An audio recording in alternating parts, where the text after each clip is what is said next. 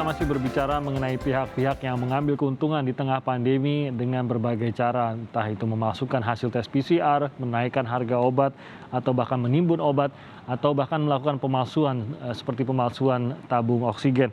Saya ke Pak Wisnu, kalau kepolisian kita tahu ini mengambil tindakan atas yang sudah dilakukan gitu Pak Wisnu. Tapi untuk pencegahannya agar tidak ada yang juga melakukan hal yang sama. Ini mungkin ada upaya dari kepolisian atau mungkin menggandeng pihak lain dalam melakukan hal ini atau bagaimana Pak Wisnu? Begini Mas, jadi penegakan hukum adalah langkah terakhir dari kepolisian untuk menindak masyarakat. Mhm. Langkah sebelumnya yang kita lakukan adalah bagaimana kita menjalin komunikasi, koordinasi, dan kolaborasi dengan teman-teman dari para pedagang, para distributor, dan para pengusaha industri farmasi. Kurang lebih ada 200 itu industri farmasi. Kita selalu berkoordinasi dengan teman-teman dengan mereka untuk selalu menyiapkan obat-obatan yang sesuai dengan harga HET. Dan mereka sepakat. Mereka sepakat dan kita sering melakukan cek fisik ke lapangan. Ya, baik dari Polres, Polda, bahkan dari Mabes, cek fisik. Dan teman-teman dari para pengusaha industri farmasi dengan tangan terbuka mempersilahkan untuk mengecek langsung setiap produksi yang ada.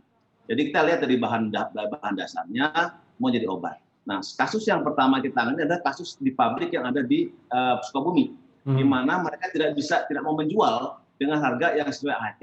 Tetapi setelah kita berikan informasi, berikan masukan, himbauan, akhirnya teman-teman para industri farmasi mengiyakan dan melaksanakan apa yang menjadi keputusan pemerintah terkait dengan harga HET. Jadi kita berharap untuk minggu-minggu depan tidak ada lagi teman-teman dari para pengecer, bahkan daripada perusahaan farmasi besar PPF itu, pedagang farmasi besar itu tidak menjual lagi di atas HET. Kita berusaha terus, bahkan kita memberikan informasi juga kepada teman-teman di media online untuk bisa memberikan masukan bahwa apabila ada teman yang sakit kena COVID, ya belinya tetap di apotek atau di rumah sakit. Jadi tidak ada lagi yang menjual obat-obat COVID di online karena diduga ditakutkan, dikhawatirkan obat-obat tersebut mungkin palsu atau mungkin tidak terdaftar. Nah ini yang kita lagi cek nih Mas, masalah vitamin palsu nih. Ya, kita lagi alami, mudah-mudahan tidak lagi terjadi yang mereka jual di tempat-tempat yang online. Terima kasih Mas. Jadi ini juga harus mulai menjadi kewaspadaan juga ya Pak Wisnu. Oksigen satu, dan yang kedua tadi obat-obatan tentu saja. Tapi vitamin pun sekarang sudah mulai merambah ke sana ya? Ya, sudah Mas. Sudah merambah ke sana, ke media online. Teman-teman yang penjual-penjual eceran pun sudah selalu dekat dengan kita. Dia selalu menginformasikan kepada kita berapa sih ada obatnya ada berapa, jualnya berapa. Karena kita langsung strike ke pasar Mas, ke pasar strike ke pasar, langsung juga ke tempat penjual dan distributornya, sehingga mudah-mudahan tidak ada lagi kasus yang akan terjadi sebanyak 35 kasus ini. Yang terakhir lah mudah-mudahan ekspor kemarin, supaya tidak ada lagi para pedagang mengambil kesempatan dan kesempitan. Ini masa pandemi, masa kita harus bersama-sama mendukung pemerintah untuk memerangi pandemi ini. Saya ke Pak Kodrat. Salah juga kalau kita berpikir bahwa semua penjual ini pasti pada saat kita temui harganya mahal ini pasti sedang bermain. Saya yakin pasti ada juga memang mereka terpaksa menaikkan karena itu tadi bahwa permintaan sangat tinggi sementara mereka harus memenuhi kebutuhan dari para pembelinya. Nah, kalau suara dari pengusaha ataupun mereka yang berada di industri ini sebenarnya bagaimana terhadap pihak-pihak yang bermain ini sebenarnya Pak Kodrat, yang menaikkan harga dengan semena-mena atau bahkan mulai menjual barang-barang yang mungkin mereka dapatkan bukan dari distributor yang biasa mereka pakai, tapi karena permintaan tinggi akhirnya mereka mulai mengambil dari distributor yang sebenarnya tidak terlalu jelas begitu Pak Kodrat. Jadi kami memang masih dalam tahap awal di penelitian. Ya kalau istilah Pak Wisnu tahap lidik ya, kami namanya tahap penelitian. Nanti nih Pak Wisnu ada 2 obat nih yang kami agak aneh. Jadi disampaikan baik oleh produsen juga oleh pengecer bahwa tersedia ya Iver sama Osel. Ini kalau dalam kacamata teman-teman di hulu maupun hilir ini ada, tapi kami di lapangan tidak menemukannya atau masih sangat langka ya. Saya sebutlah ivermectin, osimertin, acetamin. Nah, dan jangan lagi kita bicara masalah misalkan tozilimud, tocilizumab, gitu ya, intravenous immunoglobulin itu udah murni impor, itu udah nggak mungkin lah, gitu ya. Jadi memang sudah langka, harganya mahal. Namun kalau kita bicara tentang bagaimana Pak Timothy tadi sampaikan para pelaku usaha ini mesti bergerak ya dalam kacamata situasi kelangkaan. Jadi saya kembali garis bawahi tekankan tentang kelangkaan. Ya kenapa mahal ya karena langka. Ya. Nah, apakah mahalnya tidak masuk akal? Ini kan tadi sudah disampaikan oleh Pak Wisnu sedang diusahakan penanganannya. Namun dari kami kacamatanya memang ini sangat miris ya, sangat miris. Artinya kalau kita melihat kacamata impor susah begitu. Saya kira teman-teman bea cukai hampir tiap pagi saya juga lihat berkoordinasi dengan teman-teman importir yang mungkin tadi Pak Yusuf sampaikan kooperatif ya, mereka mencoba membantu penyediaan. Namun kan kalau kita paksa misalkan seperti India ya, yang merupakan importir utama bahan obat, mereka juga nahan, bahkan beberapa bulan terakhir melarang mengekspor ya obat-obatan dan bahan obat-obatan untuk para produsennya. Nah, sementara kita ini sudah berapa puluh tahun sejak Orde Baru ya, kok masih tergantung pada obat-obatan, bahkan bahan-bahan baku obat yang sifatnya luar. Mungkin ini juga langkah ke depan, langkah bersama lah. Saya kira bukan hanya dalam kacamata di saat pandemi COVID ya. Saya nggak bicara hanya obat-obatan, tapi juga oksigen. Seperti oksigen ini sebenarnya kalau dilihat kinerja Kementerian Perindustrian misalkan ya, itu bisa menambah produksi. Memang betul ya, di-push, dan teman-teman pelaku usaha juga yang kami panggil, kami undang sudah beberapa membuktikan bahwa memang ada tambahan produksi. Cuma nanti terus gimana distribusinya, ini kan bukan perkara cuma memproduksi terus disimpan di depan pabrik gitu, ada di depan gudang. Lalu siapa yang mengantarkan ke rumah sakit atau ini multi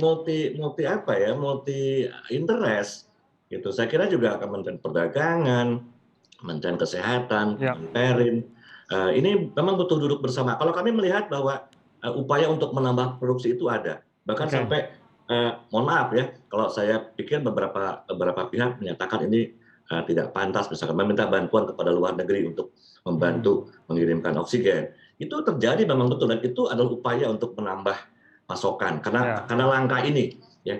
Tapi apakah ini hanya terjadi pada saat pandemi saja? Saya kira ini kan dipikirkan lebih lanjut ya. Mungkin pelaku usaha juga, kalau kami sih dari KPPU berharap ya mungkin ada penambahan dari produsen gitu ya. Kalau produsennya itu aja ya memang inilah faktanya. Pasti akan terbatas juga begitu ya. Kelangkaan itu terjadi memang karena hanya 6 saja pelaku usaha besar yang ada di asosiasi yang memang memproduksi untuk gas medik. Sisanya kan tidak.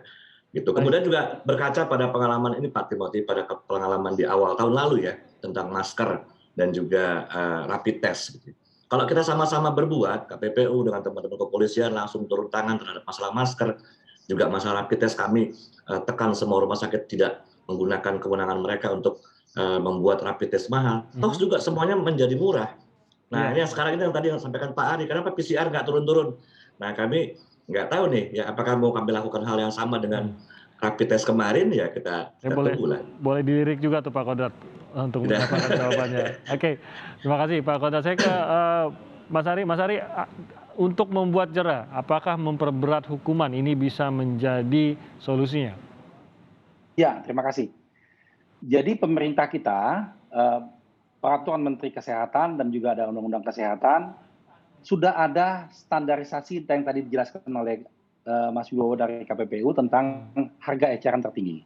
Tentunya dalam menetapkan harga eceran tertinggi sudah mempertimbangkan hal-hal yang tadi disampaikan oleh Mas Wibowo dari KPPU, sehingga bisa muncul angka harga eceran tertingginya sekian. Nah, undang-undang kita menjamin itu dan memberikan sanksi yang jelas. Dalam pasal 48 ayat 1 Undang-Undang Nomor 5 Tahun 99, itu tegas dikatakan bahwa ada ancaman denda bagi mereka yang menjual dengan harga yang jauh lebih tinggi dari harga eceran tertinggi. Itu dari 25 miliar sampai 100 miliar kena dendanya mereka.